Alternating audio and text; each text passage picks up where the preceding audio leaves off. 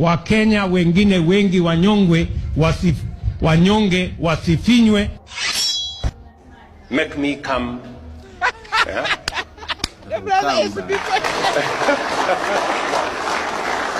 You want me to tell you how to make me come? Mnatuona tunakuja bila kusita. Askofu amesema jambo la muhimu sana.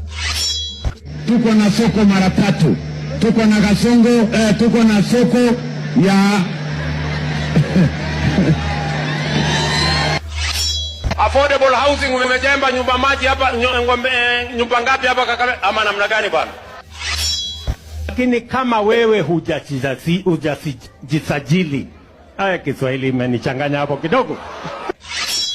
Awe na certificate ya kwenda kutafuta kazi kwa huduma ya barabara. Barabara hoye, Nyahururu hoye.